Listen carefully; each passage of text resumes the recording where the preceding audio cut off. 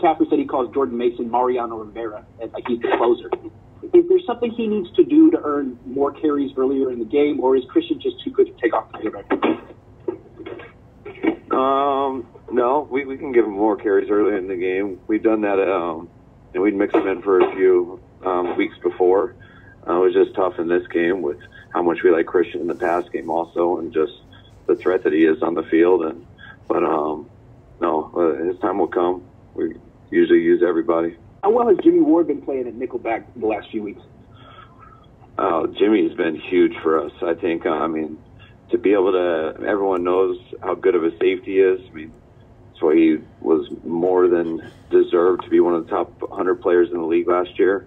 And now to be able to use his versatility at nickel when we really needed it. And I personally think it puts him in position to have more opportunities to make plays. He's the best down there. I thought his best game of the year was versus Tampa. He was all over the place, and he continues to do it. I can't say enough good things about Jimmy. He's been one of our best players this year. The game, Mooney is going to be in the protocol, and Ambry Thomas, he'll be day-to-day, and Benny Gray with his hamstring MRIs were good, so he'll be day-to-day also. And that was it. Kyle, how did Brock Purdy come out of the game with his injuries? He came out well. I haven't seen him today, but I just talked to our trainer, and he said he came in feeling good and feeling better today, actually, than he was earlier in the week. So it's good. He got out healthy and should be a lot better going to the next game.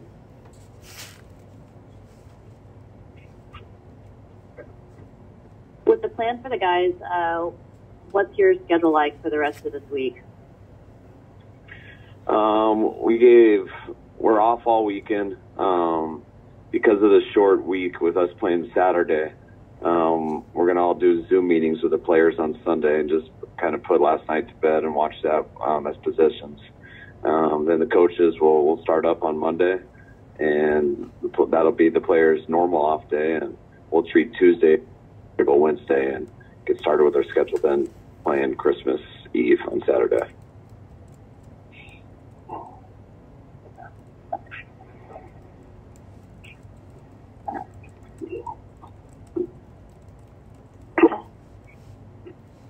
You mentioned the other day that your hope was to get Javon Kinlaw at practice this weekend. Have you guys decided anything on that yet? Yes, as long as the rehab keeps going well, we expect to start his window up this week in practice.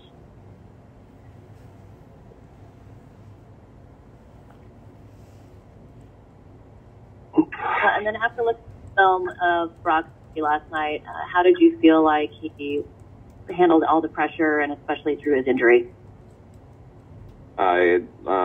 Just like I said last night, he was great in all aspects of it, made really good decisions. Really only had one bad one, which was a pretty good play by Diggs coming from the backside. I was so impressed with how he managed it in that noise. That was his first time in that situation with all our emotions and stuff, and having to do the silent count and things like that, getting in and out of the huddle. I think we only had to use one timeout throughout the whole game, and he did a really impressive job. How important is this rest period right now for Christian McCaffrey, who had 32 touches, and Bosa was coming off a hamstring strain and played a lot. Armstead's played kind of a lot for missing all that time. About those three guys to get rest time right now.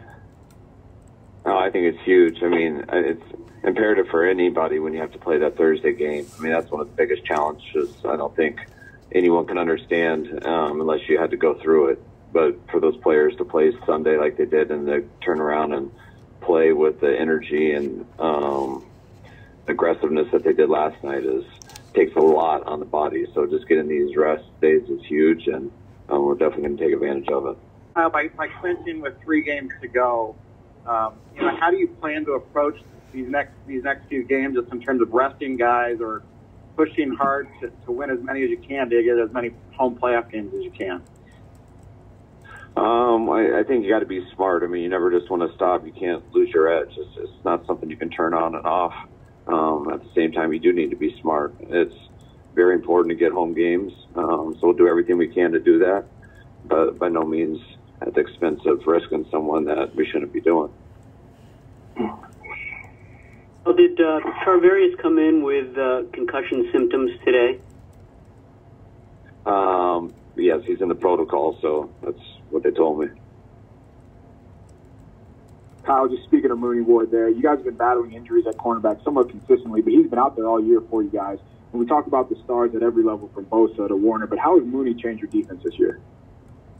Oh, he's been huge. The way he came out and played at the beginning of this year, then he battled I think it was his groin injury, which slowed him down a little bit, but he fought through it and was able to play. And now I think he's back to playing at the top of his game again, and he was really impressive last night.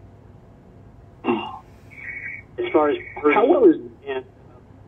Purdy and his composure, you guys got the ball in the fourth quarter on the 1 yard line. I think that's the loudest part of that stadium. I thought a lot of people were probably expecting a quarterback sneak or something on first down, but you called a pass play. Was that, were you trying to catch them off guard? I mean, does that sort of speak to the confidence that you had in Brock at that point of the game? My confidence in Brock just allows me to follow what I think's right. You trust him to make the right play, and so you can just call things that you think are right at the time. And in that situation, every play to me is risky. It's when you're on the half-yard line, running the ball is, to me, just as risky, sometimes more risky than throwing it. You can get rid of it at least when you throw it. But sometimes when you run it, just one guy's got to take one wrong step, one little stunt, and a 3 technique meets the back in the backfield, and there's not much you can do about it. So that is why people sneak it a lot in that situation, just to avoid that. But, with Brock's situation and his health going into that game, sneak wasn't much of an option. Yeah, Bosa got called for the roughing penalty.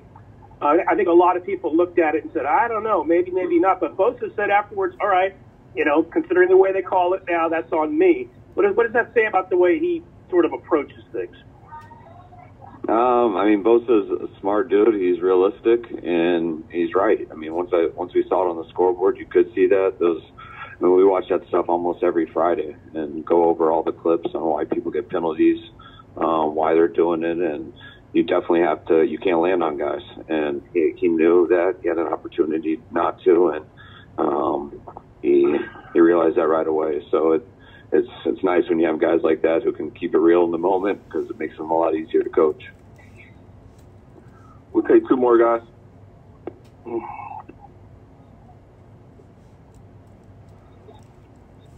Or no more. Everybody good? Yep. Yep, all good. Thank you. All right, guys.